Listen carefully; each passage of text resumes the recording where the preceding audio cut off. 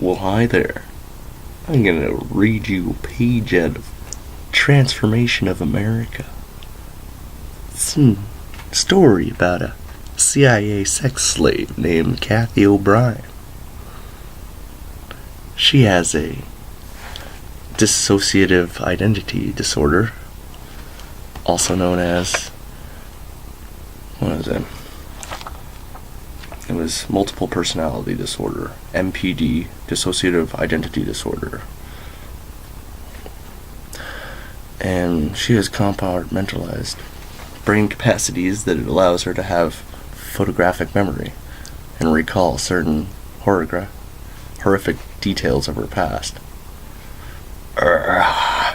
This is probably the hardest fucking book to ever get through, because there's parts where you want to vomit, and you're gonna have like nightmares. Trust me. What page am I on? Well, 104. I've been at it for some time now.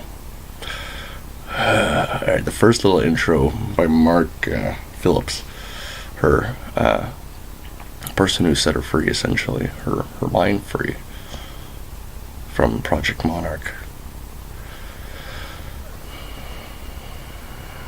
It's not that bad, but as we get into it,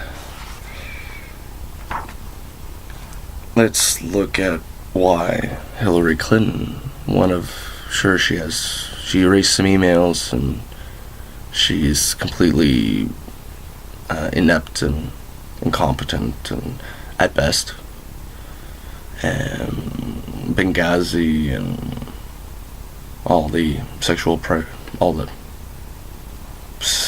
predator history of her husband.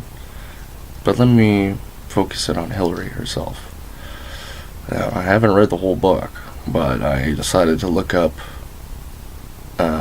Hillary Clinton in the index, and let's see what, and it came up to page 155.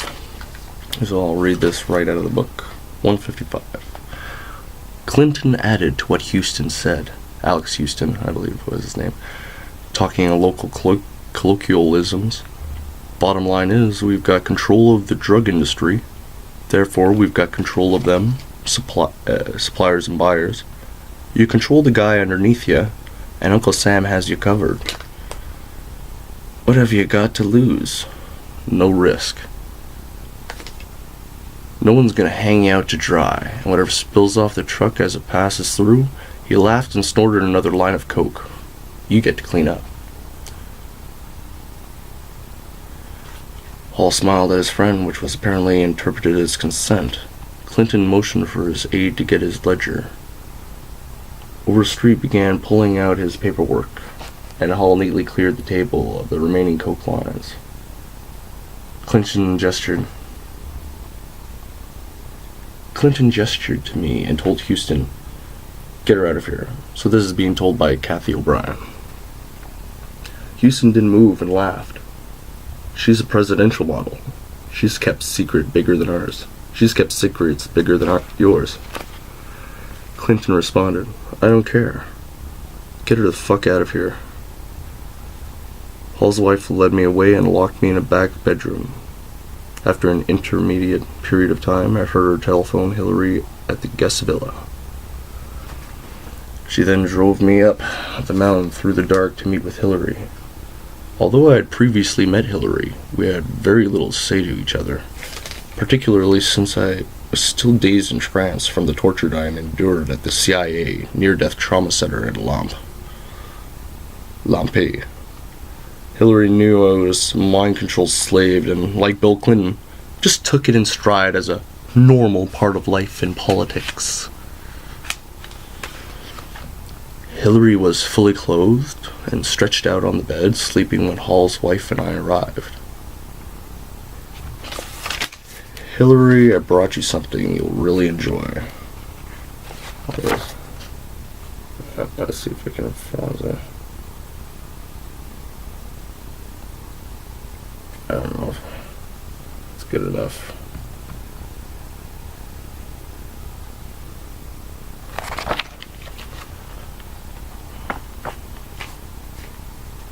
Previously normal part of life in politics, Hillary was fully clothed and stretched out on the bed, sleeping when Hall's wife and I arrived. Hillary, I brought you something you'll really enjoy.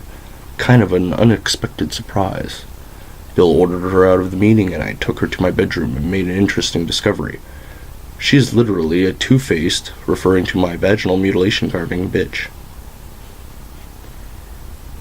What? Vaginal mutilation carving. Fucking poor girl. Hillary opened her eyes and sleepily roused herself. Shall me? Hall's wife ordered me to take my clothes off while Hillary watched. This Cathy O'Brien guy, she's probably like teenager. Maybe probably younger. Is she clean? Hillary asked, meaning disease-free. Of course, she's Birds, Senator Birds. She responded, continuing the conversation as though I were not there.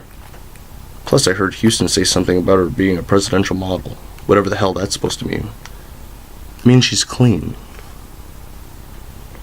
Hillary said matter-of-factly as she stood up. I was not capable of giving thought to such things back then, but I am aware in retrospect that all presidential model slaves I knew seemed to have an immunity to social diseases.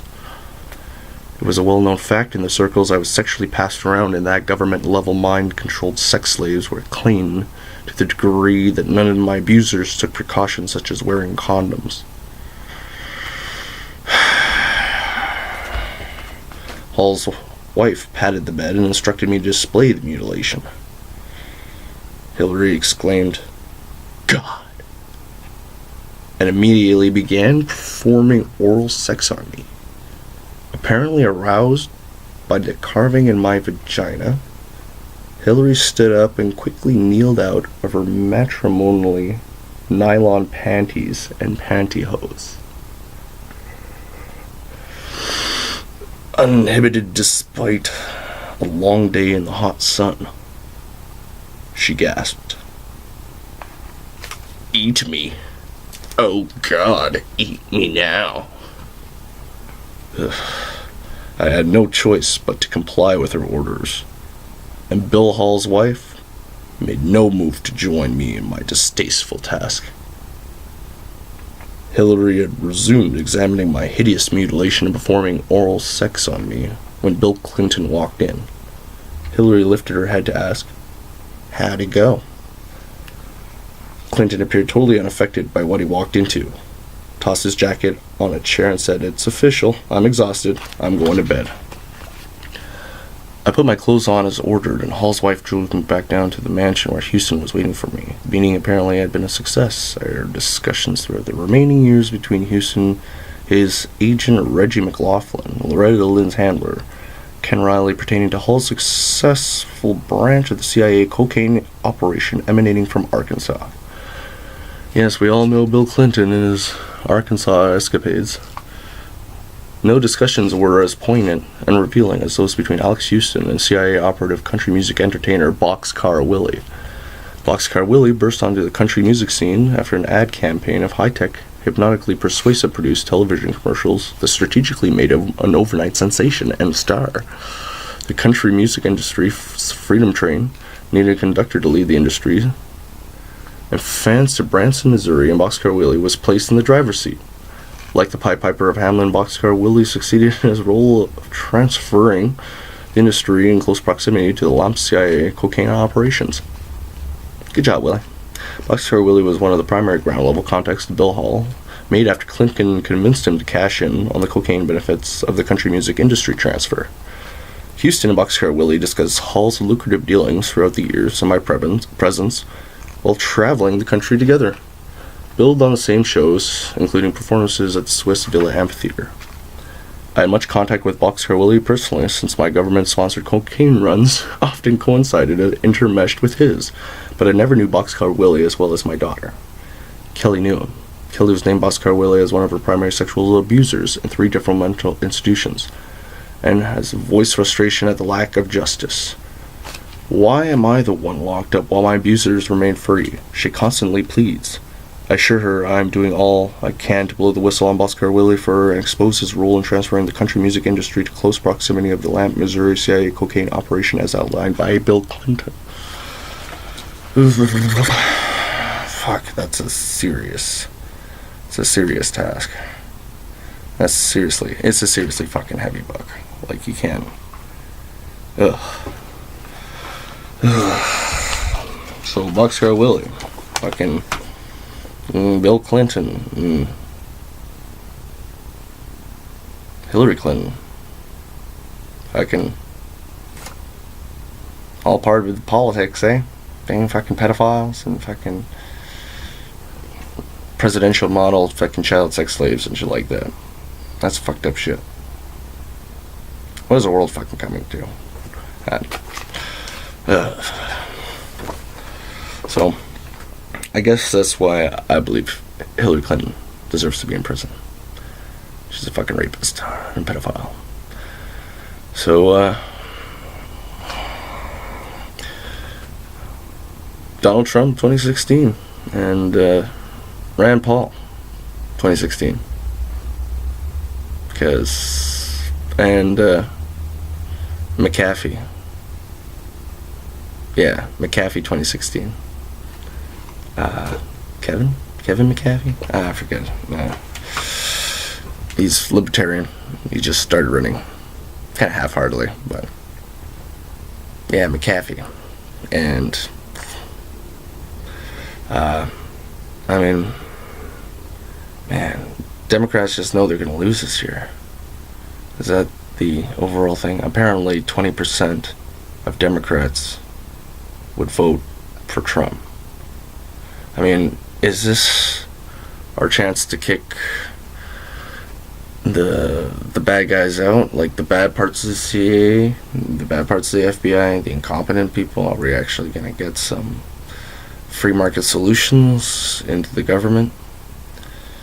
And to have the good people protect the other good people and ride out the bad ones while you can, before the country goes completely to hell. We go road warrior on our asses, try and stay away from major cities. Cheers.